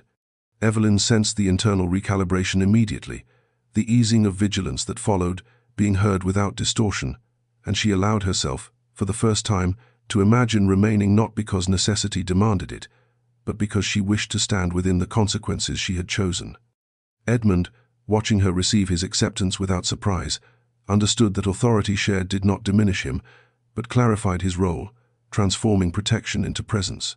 As the conversation concluded, neither rushed to define what partnership would require beyond principle, understanding that such structures would emerge through practice rather than declaration. Evelyn took her seat then, not in relief but readiness, aware that asserting terms had not secured certainty, but had preserved dignity, and that was the foundation upon which anything lasting could be built. Edmund felt the weight of the moment settle into resolve, not sharpened by fear but steadied by alignment, and as they turned together toward the afternoon light, both understood that the balance between them had shifted irrevocably, from endurance under protection to choice, sustained through mutual consent. The declaration was arranged with intention rather than display, not announced as spectacle but presented with enough formality to ensure it could not be dismissed as rumor or indulgence. Edmund chose the setting carefully, a gathering required by obligation rather than invitation, where presence carried weight precisely because it could not be mistaken for preference. Evelyn understood the purpose the moment he explained it, recognizing that visibility, once chosen, demanded courage different from endurance, and she accepted without hesitation, not because she felt fearless, but because retreat would have undermined the partnership she had just claimed. She wore a gown of soft burnished gold that evening, neither ostentatious nor subdued, her shoulder-length hair arranged with quiet elegance, because if she was to be seen, she would be seen on her own terms. When they entered together, the room adjusted almost imperceptibly, conversation thinning as attention recalibrated, and Evelyn felt the familiar tension gather, the instinct to brace for interpretation rising even as she grounded herself in stillness. Edmund did not lead her forward, nor did he hang back, maintaining proximity without possession, and the distinction was noted by those attuned to such subtleties. The moment arrived, not through announcement but assumption, when a remark framed her presence as derivative rather than deliberate, and Edmund corrected it immediately, his tone calm, precise, and unmistakably public. He stated that Evelyn Montrose remained at Blackmere House by her own choice, not through arrangement, obligation, or concession, and that any implication otherwise was incorrect. The effect was immediate and destabilizing, not because the words were dramatic, but because they dismantled a narrative long relied upon. Evelyn felt the weight of that dismantling settle through the room, the quiet shock of agency asserted without apology, and she remained composed, allowing the declaration to stand without reinforcement. Emotion surged briefly, not as triumph but release, the unfamiliar sensation of being acknowledged without being claimed. Edmund continued without elaboration, making it clear that no further clarification would be offered, because the truth required none, and in doing so he placed responsibility where it belonged, not on her presence, but on others' assumptions. The aftermath unfolded in glances rather than voices, reactions muted but unmistakable, and Evelyn felt the strain of visibility press against her resolve, even as she stood firm within it. When they moved away from the center of attention, She became acutely aware of the cost of being seen so clearly, the vulnerability that accompanied recognition. Edmund did not offer reassurance, understanding that protection would undermine what had just been affirmed, and the restraint steadied her more than comfort might have. As the gathering drew to a close, nothing had softened in society's judgment, yet something fundamental had shifted. Evelyn recognized that her position had been redefined, not through defense but declaration, and that visibility, once claimed, could not be reclaimed without surrender. Edmund, watching her move through the altered space with composure intact, understood that partnership required not only standing beside her in defiance, but trusting her strength within the consequences of being seen. The accusation surfaced with calculated timing, delivered not as allegation but implication, its power drawn from suggestion rather than proof. It appeared first in private correspondence and then, with deliberate inevitability, in conversation shaped to appear concerned rather than hostile, questions raised about Edmund's judgment, about the influence exerted upon him, about whether sentiment had compromised responsibility. Evelyn became aware of it through tone before content, the subtle shift in how certain names were spoken, the careful pauses that invited inference without risk, and she felt the old reflex stir, the instinct to withdraw before blame could settle. She chose that morning a deep forest green dress, composed and unyielding, her shoulder-length hair arranged with care, because visibility now demanded intention rather than strategy. The accusations sharpened as they spread, no longer content to circle, pressing instead toward narrative, framing Edmund as vulnerable to manipulation and Evelyn as the convenient explanation. The injustice of it struck her with unexpected force, not because it was new, but because it threatened to undo the clarity so carefully claimed. Edmund absorbed the pressure in silence, refusing to dignify speculation through response, yet Evelyn recognized the risk of that restraint, the way silence could be shaped into confirmation when allowed to linger. She understood then that partnership required more than endurance beside him. It required willingness to stand before consequence rather than behind it. When the opportunity arose to speak, she did not hesitate. The setting was modest, the audience limited but attentive, and she addressed the insinuations directly, her voice calm, her words precise, refusing both outrage and apology. She spoke of choice rather than influence, of consent rather than persuasion, making it clear that Edmund's decisions had been neither prompted nor pressured by her presence, but shaped by principles he had long possessed. She did not defend herself through denial, nor did she appeal to sympathy, grounding her response instead in truth articulated without ornament. The effect was immediate, not in applause or approval, but in disruption, the narrative fractured by clarity it had not anticipated. Edmund listened without interruption, resisting the impulse to intervene, understanding that to do so would diminish what she had chosen to claim. Emotion stirred not as protectiveness but reverence, the recognition that her courage now stood independent of his defense. When she finished, the silence that followed carried weight rather than discomfort, the kind that forced recalibration rather than dismissal. The accusations did not vanish, but they lost cohesion, stripped of the ambiguity that had sustained them. In the days that followed, the consequences of her stand settled into the rhythm of consequence already familiar, resistance lingering but less assured. Evelyn felt the shift within herself more than around her, the quiet certainty that she had crossed another threshold, no longer merely enduring alignment, but actively shaping it. Edmund, watching her move through the aftermath with composure intact, understood that equality had not been granted through declaration alone, but earned through risk shared willingly. What bound them now was no longer defiance against injustice, but trust forged in visibility, the knowledge that each would stand not as shield or shadow, but as equal participant in whatever followed. The aftermath of Evelyn's intervention reshaped the landscape in quieter ways than either of them had anticipated, not through sudden reconciliation, but gradual recalibration, the subtle realignment that followed when a narrative no longer held. Some withdrew entirely, choosing absence over adjustment, while others lingered at the edges, reassessing with cautious interest rather than conviction. Evelyn felt the shift most clearly in the tone of exchanges that followed, less edged, less assured, as though certainty had been replaced by calculation. She chose a warm sienna-colored dress one morning, the hue steady and grounded, her shoulder-length hair arranged simply, no longer dressing to counter accusation, but to inhabit herself without apology. The act felt quietly radical, reclaiming preference in a space that had once demanded strategy. Edmund observed the changes with measured attention, aware that influence rarely returned in the same form once challenged, and he did not seek to restore what had been lost. Instead, he focused on consistency, allowing actions to reinforce what words had already made clear. He found himself deferring less to expectation and more to principle, an adjustment that unsettled some but steadied others, and he accepted the ambiguity as consequence rather than failure.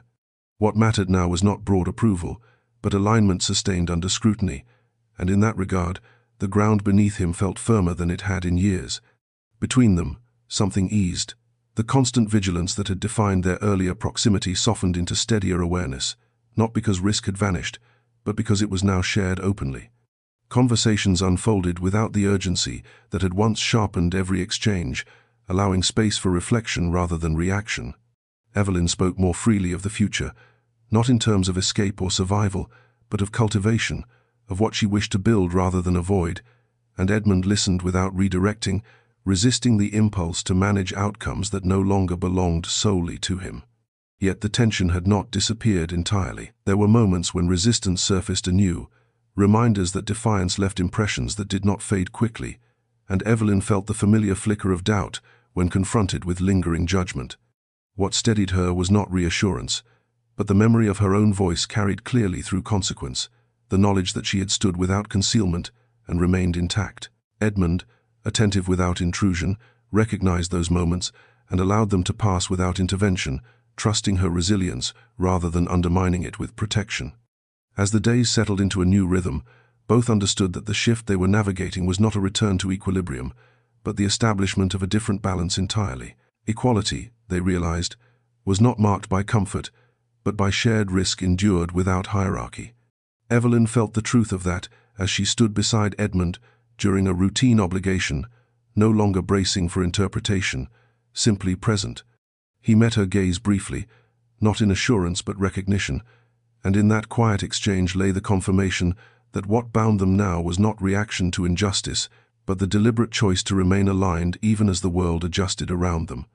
The acknowledgement came not in a moment staged for meaning, but in the quiet interval between obligations, when the house had settled into its evening stillness and expectation loosened its hold. There was no audience to anticipate, no consequence to weigh, only the soft persistence of something that had grown steadily beneath restraint. Evelyn stood near the window in the withdrawing room, the last of the light tracing muted gold across the floor, wearing a deep indigo dress chosen for comfort rather than intent, her shoulder-length hair left loose because there was no one here to read significance into ease. Edmund joined her without ceremony, the silence between them unburdened, shaped now by familiarity rather than tension. For a time, neither spoke. The stillness felt earned, not awkward, and Evelyn recognized the difference immediately, the absence of vigilance that had once sharpened every shared moment. When Edmund finally spoke, his words were measured, not because he was withholding, but because precision mattered. He did not frame what he felt as discovery or surprise, acknowledging instead that what bound them had been forming long before it had been named, shaped through choice repeated rather than impulse indulged. He spoke of regard rather than possession, of connection grounded in respect rather than urgency, and the restraint of his language carried weight precisely because it refused excess. Evelyn listened without interruption, aware that this was not a declaration offered to secure her presence, but an acknowledgement of what already existed. When she responded, it was with the same quiet clarity, admitting that affection had taken root, not through rescue or rebellion, but through consistency, through the way he had stood without eclipsing her, through the trust built when defense did not become dominance. She did not speak of permanence or promise, only of recognition, of the truth that what she felt was neither borrowed nor owed, but chosen freely and without expectation of return. The exchange altered nothing outwardly, and everything inwardly. There was no embrace, no dramatic shift in proximity, only a subtle recalibration, the understanding that what had been spoken did not require reinforcement through gesture. Edmund did not move closer, respecting the space she had always claimed, and Evelyn did not retreat, comfortable now within the alignment they had defined. The restraint itself became affirmation, a shared discipline that honored what they had named, without reducing it to spectacle. As the light faded and the room deepened into shadow, both felt the steadiness settle, not as relief, but resolve. Love, they understood, did not demand urgency to prove itself real, nor did it require isolation from consequence to endure. It existed here, in quiet acknowledgement sustained without pressure, shaped by the same principles that had guided every stand they had taken together. When they parted for the evening, nothing in the house had changed, yet both carried with them the certainty that what had been recognized could no longer be undone, not because it was declared, but because it had been chosen deliberately, without haste, and without condition. Resolution did not arrive as a sudden release, but as a sequence of deliberate choices that unfolded quietly, each one stripping necessity of its leverage without replacing it with control. The matter of Evelyn's family debts was addressed not through authority asserted over her life, but through channels that respected distance and consent, arrangements structured carefully so that obligation did not shift hands merely to change shape. Edmund was meticulous in this, insisting that solutions remain separate from her presence at Blackmere House, refusing any structure that would bind her future to gratitude or dependence. Evelyn understood the significance immediately, recognizing that dignity preserved through restraint was rarer than generosity offered loudly, and she accepted the outcome without ceremony, aware that autonomy protected quietly was the truest form of regard. The news reached her in the afternoon, delivered without urgency, and she received it seated by the window where light softened the edges of the room. She wore a soft, clay-colored dress that day, warm and understated, her shoulder-length hair arranged loosely, and as she listened, something within her loosened that she had not realized remained bound. Relief surfaced not as elation, but release, the easing of a vigilance so constant it had felt permanent. She did not thank Edmund immediately, understanding that gratitude, when attached to agency, could distort intention, and instead she acknowledged the resolution with the same composure she had carried through every stage of consequence. Edmund watched her response carefully, attuned now to nuance rather than reaction, and what steadied him was not her relief, but her lack of indebtedness. The solution had not been framed as rescue, and therefore did not require repayment in loyalty or submission. It allowed her to remain where she stood by choice rather than necessity, and that distinction mattered more than outcome. He felt the quiet confirmation of principle, the assurance that power exercised with restraint could resolve harm without recreating it. In the days that followed, Evelyn moved differently, not dramatically, but with a subtle lightness that reshaped routine. She spoke of the future with less caution, no longer bracing every preference against survival, and the shift was neither careless nor naive. It was earned. Edmund observed without intervention, understanding that this transition belonged to her, and that to guide it would be to claim it. Their interactions remained steady, free of urgency, marked by mutual awareness rather than oversight. What bound them now felt less reactive, less defined by resistance, and more by intention sustained without pressure. Evelyn recognized the change within herself most clearly in the absence of calculation, the quiet certainty that remaining was no longer a strategy but a choice. Edmund, walking beside her one evening as the ground settled into dusk, felt the same truth anchor within him, the knowledge that resolution achieved without compromise had preserved not only her dignity, but the integrity of what they had chosen to build. Society's adjustment came slowly and without apology, not as acceptance granted generously, but as resistance that tired before conviction did. The sharp edges of disapproval dulled into caution, invitations reappeared with careful wording, and conversations resumed with a "see how this settles" quality that revealed more uncertainty than welcome. Evelyn recognized the shift for what it was, not reconciliation, but accommodation, and she chose to meet it without resentment, understanding that endurance had already demanded enough of her without adding bitterness to its weight. She selected a soft pewter dress one afternoon, understated and composed, her shoulder-length hair arranged simply, because she no longer dressed to answer questions she did not owe explanations for. Presence, she had learned, did not require permission once claimed. The scars of defiance remained visible in subtler ways. Certain doors stayed closed, some alliances never returned, and Evelyn felt the occasional sting of exclusion when names were spoken without hers, when plans were formed just beyond her reach. What surprised her was not the persistence of judgment, but its diminished power. Where once such moments would have prompted self-examination or retreat, now they passed with less force, absorbed without reshaping her sense of self. She understood that loss, when chosen, did not demand regret, only acknowledgement, and she allowed herself that honesty without nostalgia for what had never truly belonged to her. Edmund navigated the altered landscape with equal realism, neither seeking to reclaim influence nor pretending it had not shifted. He understood that some authority, once refused, could not be recovered without concession, and he was unwilling to make it. Instead, he invested attention where principle aligned, strengthening connections that valued integrity over convenience, and allowing others to fade without protest. The recalibration was not without cost, yet it felt cleaner, less burdened by pretense, and he recognized in himself a steadiness that had been absent when power had been exercised unquestioned. Between them, the change manifested not as triumph, but peace shaped through realism. Conversations turned toward practical matters, shared interests no longer overshadowed by crisis, and Evelyn found herself engaging without the constant undercurrent of defense. She laughed more freely, not because danger had vanished, but because it no longer dictated her posture, and Edmund noticed the shift with quiet satisfaction, understanding that resilience expressed itself most clearly in ease, regained rather than vigilance maintained. As weeks passed, the narrative surrounding them settled into something less dramatic and more enduring, a story not of scandal resolved, but of lives continuing despite refusal to conform. Evelyn reflected often on how narrowly she had escaped being defined by transaction, the knowledge sharpening gratitude without romanticizing the struggle that preceded it. Edmund shared that reflection in quieter moments, aware that what they had preserved was not reputation, but choice.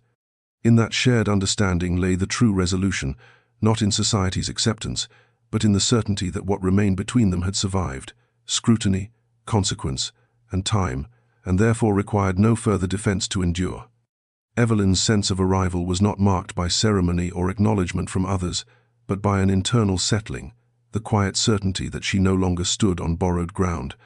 She moved through Blackmere House now with an ease that had nothing to do with entitlement and everything to do with belonging chosen rather than granted. That morning she wore a warm sandstone-colored dress, simple in cut yet assured in presence, her shoulder-length hair arranged loosely, no longer fixed with the precision of someone bracing for inspection. The house responded to her differently as well, not with deference, but familiarity, servants meeting her gaze without calculation, routines adjusting naturally around her presence rather than accommodating it as exception. What surprised her most was how little effort this ease required. The vigilance that had once sharpened every step had faded into awareness rather than defense, allowing her to notice details she had previously ignored, the rhythm of light through corridors, the way quiet gathered in certain rooms at certain hours. She no longer measured her movements against potential judgment, and in that absence of calculation, she recognized the true cost of survival, how much energy it had consumed simply to remain intact. Now, she allowed herself the luxury of preference, choosing where to sit, which paths to walk, when to speak, not as acts of defiance, but expressions of self no longer postponed.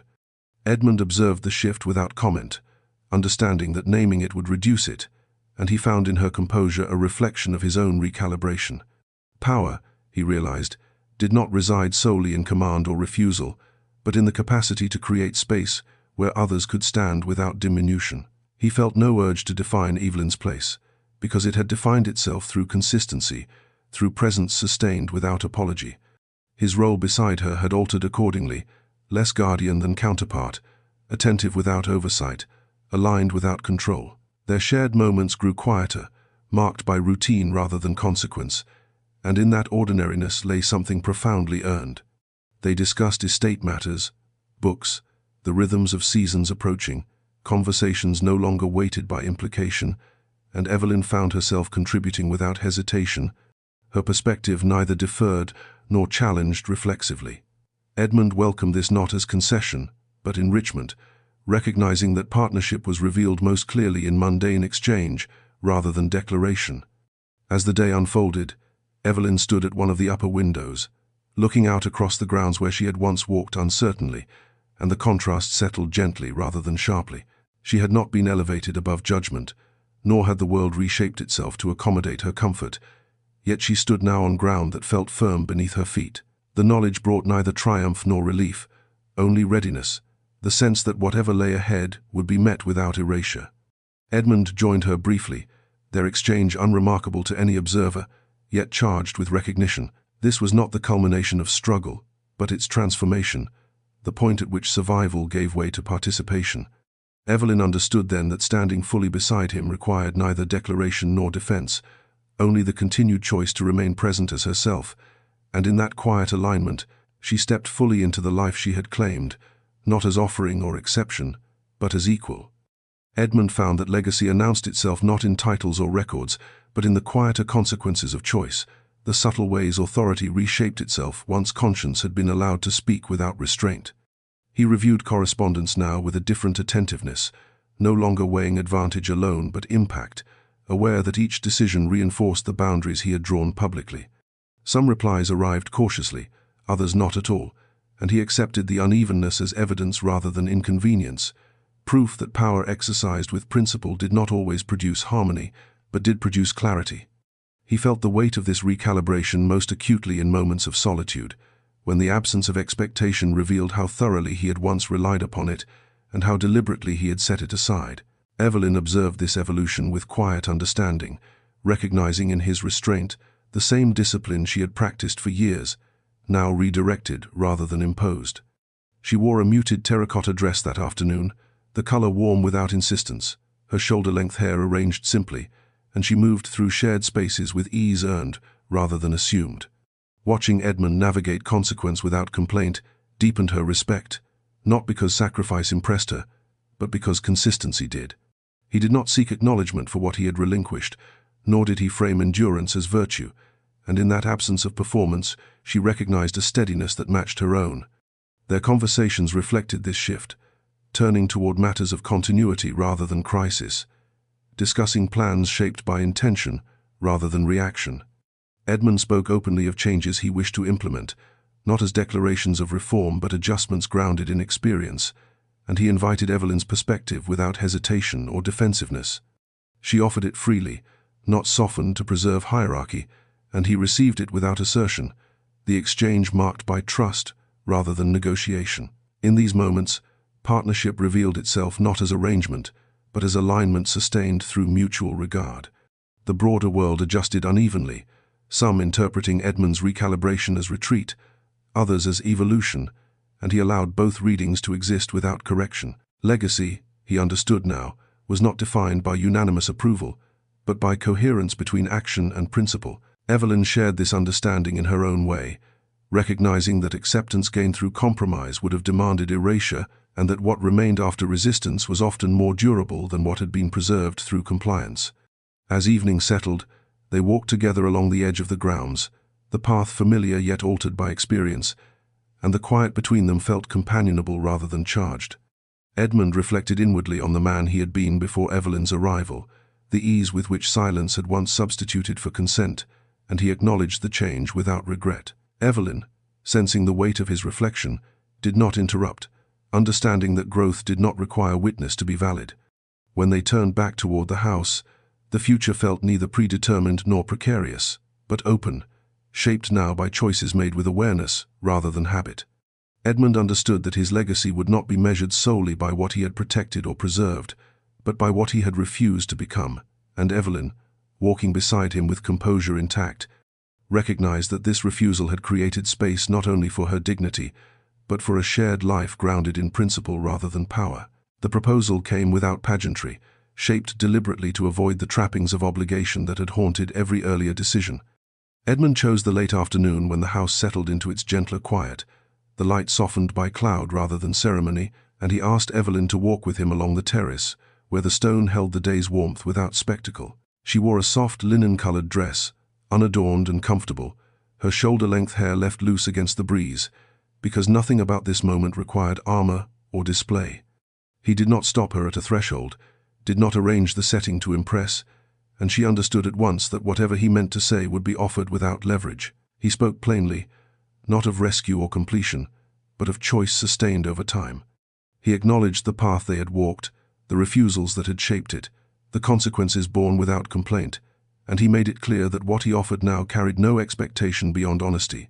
He asked whether she wished to continue alongside him not as solution or symbol, but as partner, with full freedom to decline without cost or reproach. The absence of urgency was deliberate, the restraint itself a form of respect, and Evelyn felt the weight of that care settle more deeply than any declaration might have. She did not answer immediately. She looked out across the grounds where she had once walked uncertainly, recalling the woman who had arrived prepared to endure rather than choose, and she measured the distance between that moment and this one, without nostalgia or fear. What steadied her was not the promise implicit in his words, but the absence of pressure, the knowledge that consent offered freely was being honored in its purest form. When she spoke, it was with clarity rather than emotion, acknowledging that her answer was rooted not in gratitude or relief, but in alignment freely chosen. She accepted not because the future had been secured, but because it remained open. The exchange did not resolve everything, nor was it meant to. There were no witnesses to affirm it, no immediate change in posture or privilege, only the quiet acknowledgement that what they had already built was now being named without distortion. Edmund did not take her hand at once, allowing the moment to exist without gesture, and Evelyn appreciated the restraint, understanding that intimacy sustained without display had defined them from the beginning. As they turned back toward the house, the air between them felt altered not by certainty, but by intention, the shared understanding that partnership was not an endpoint, but a practice requiring continual consent. Evelyn felt neither elevated nor claimed, only steady, aware that the decision she had made belonged wholly to her. Edmund carried the same awareness, the recognition that what he had offered had not diminished him, but clarified his path forward.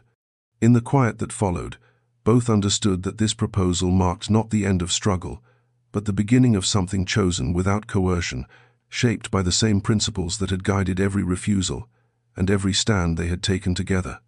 The final resistance did not arrive loudly, nor did it announce itself as opposition, but it surfaced in the way entrenched circles closed ranks, testing whether time might succeed where pressure had failed. Invitations were extended and withdrawn with equal politeness, alliances hinted at and withheld, and the language of reconciliation was employed carefully, shaped to sound generous, while demanding quiet concession in return. Evelyn recognized the pattern immediately, the familiar strategy of waiting until resolve softened under the promise of ease, and she chose to meet it with calm rather than confrontation. She wore a soft, graphite-colored dress that day, understated and composed, her shoulder-length hair arranged simply, because she no longer needed to signal readiness or resistance. Her presence itself had become sufficient. Edmund navigated these overtures with deliberate clarity, refusing to mistake accommodation for acceptance. He listened without interruption, acknowledged what was offered without commitment, and declined what required erasure without apology. The restraint unsettled those accustomed to leverage, revealing how dependent such resistance was on reaction, and when none was offered, its force diminished. He did not defend Evelyn's position because it no longer required defense, nor did he justify their choices, understanding that explanation invited reinterpretation. The steadiness of his refusal spoke more effectively than argument ever could. Evelyn felt the weight of these moments not as threat, but reminder, the understanding that defiance left echoes that did not vanish simply because resolution had been reached. There were still rooms where her presence cooled conversation, still glances that lingered with calculation rather than curiosity, and she absorbed these without flinching, recognizing that acceptance earned through compromise would have demanded a cost she was unwilling to pay. What steadied her was not Edmund's proximity, but the certainty of her own alignment, the knowledge that she stood where she had chosen to stand, not where she had been placed. Between them, the pressure served only to confirm what had already been decided. They spoke openly of what they observed, sharing impressions without urgency, allowing realism rather than optimism to shape expectation. Evelyn appreciated the absence of reassurance offered reflexively, the trust that allowed discomfort to exist without correction. Edmund, in turn, recognized the quiet authority she now carried, not derived from his position, but from her refusal to be moved by the promise of ease. As the season progressed, resistance lost coherence, no longer unified by expectation, but fractured by uncertainty. Some retreated, others adapted, and a few offered genuine recalibration, not as favor, but recognition. Evelyn received these shifts without haste, understanding that time revealed sincerity more reliably than declaration. Edmund accepted them with equal measure, neither rewarding nor punishing, allowing alignment to emerge where it would. By the close of the season, what remained was not universal approval, but stability shaped through endurance. Evelyn stood within it without illusion, aware that not all barriers had fallen, nor would they, and she accepted that truth without resentment. Edmund, walking beside her through a gathering that no longer tested their resolve, understood that resistance had not been conquered, but outlasted, and that what endured between them had been proven not by victory, but by the refusal to yield when yielding would have demanded the loss of self. Quiet arrived gradually, not as reward but relief, the kind earned through sustained resolve rather than granted by circumstance.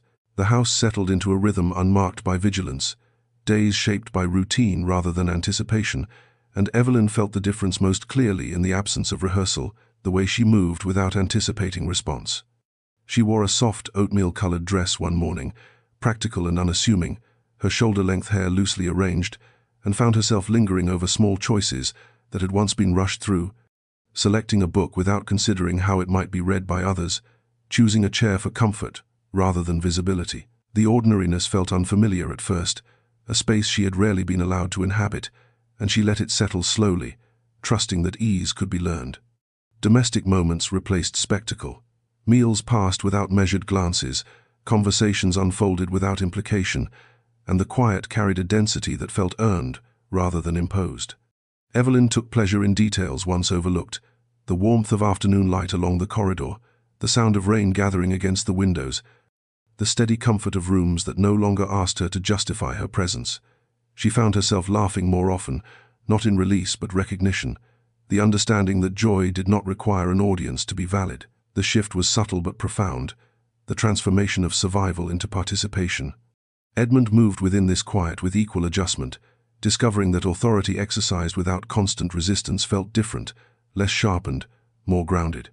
He no longer measured each decision against potential backlash, allowing principle rather than anticipation to guide action, and the absence of constant defense revealed how heavy that vigilance had once been. He watched Evelyn inhabit the house with ease that was neither entitled nor tentative, and in that composure he recognized the truest outcome of his refusal, not preservation of reputation, but the creation of space where dignity could rest without effort. Their interactions reflected this steadiness, marked by companionship rather than strategy. They spoke of plans without urgency, shared tasks without hierarchy, and the balance between them felt neither fragile nor enforced. Evelyn noticed how rarely she now scanned for exits, how seldom she braced for judgment, and the realization came without fanfare, the quiet understanding that she had crossed into a life not governed by transaction.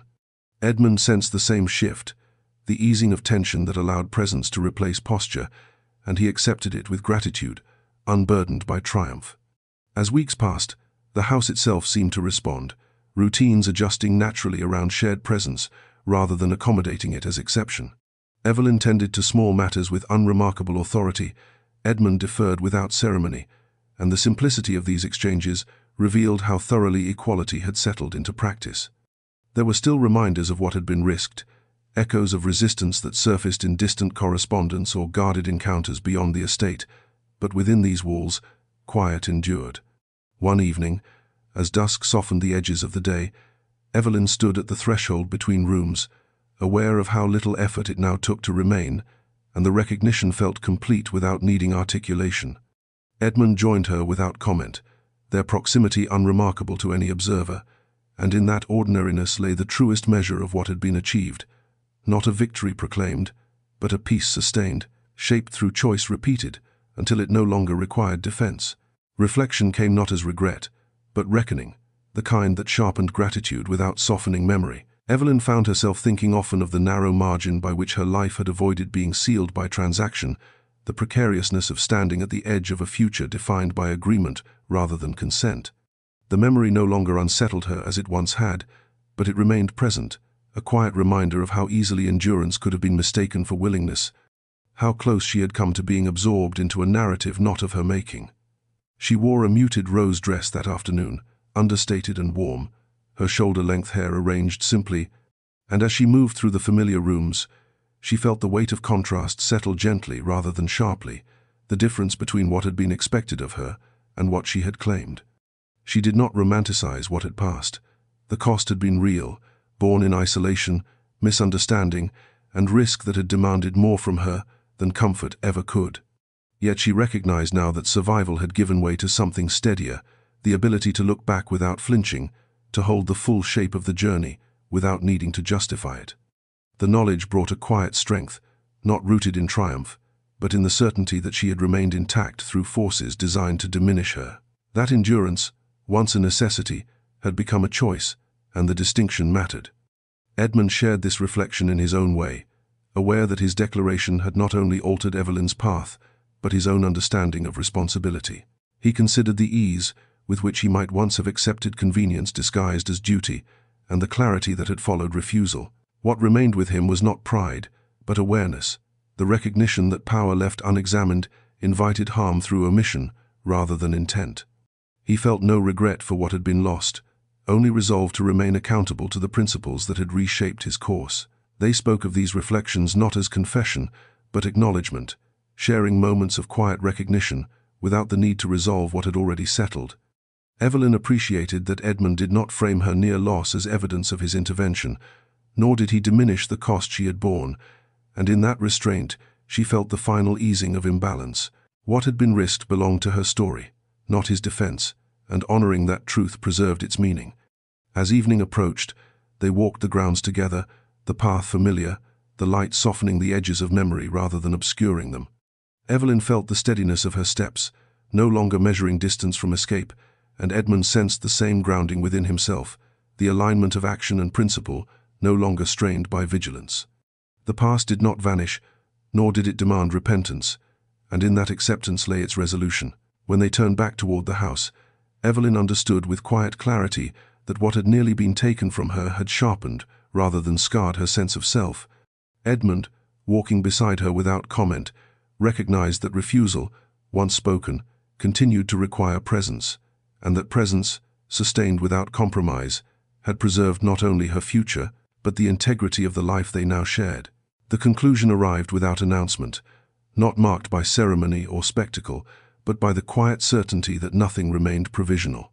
Evelyn stood one morning at the window, overlooking the grounds, the light pale and unassuming, and understood that for the first time in her life, she was not waiting to be decided upon. She wore a soft ivory dress, simple and unadorned, her shoulder-length hair resting naturally against her shoulders, no longer arranged to anticipate scrutiny. The realization settled not as relief, but recognition, the calm understanding that her presence here, beside Edmund, and within this life, existed because she had chosen it freely and repeatedly, not because circumstance had cornered her into endurance. She moved through the house with unremarkable authority, greeted by routine rather than evaluation, and felt the absence of tension more keenly than any affirmation. The rooms no longer echoed with implication, nor did she brace herself for interpretation, and in that ordinariness lay the deepest transformation. She had not been elevated above judgment, nor had the world been reshaped to accommodate her comfort, yet she stood now on ground that did not shift beneath her feet. The knowledge carried weight, not because it erased what had been risked, but because it honored it without distortion. Edmund joined her later, his presence steady and unclaimed, and together they walked beyond the formal gardens into the quieter stretch of land where paths softened into earth. There was no need for words to define what had already been proven through action, refusal, and consistency sustained over time. He looked at her not as something secured, but as someone who stood by choice, and the distinction remained central to everything they shared. Power, he understood now, had found its truest form not in command or concession, but in the willingness to draw a line and remain within its consequences, without retreat. Evelyn felt that understanding mirrored in herself. She was no longer shaped by the fear of being traded, measured, or offered, and the knowledge did not harden her, but steadied her. What had once demanded vigilance now required only presence, and presence, sustained without apology, felt like freedom earned rather than granted. She thought briefly of the woman she had been when she arrived, prepared to endure whatever was asked so long as dignity could be preserved, and she acknowledged that endurance had carried her here, but it was choice that allowed her to remain. When they returned to the house, nothing awaited them but the continuation of a life shaped deliberately, plans discussed without urgency, futures considered without leverage.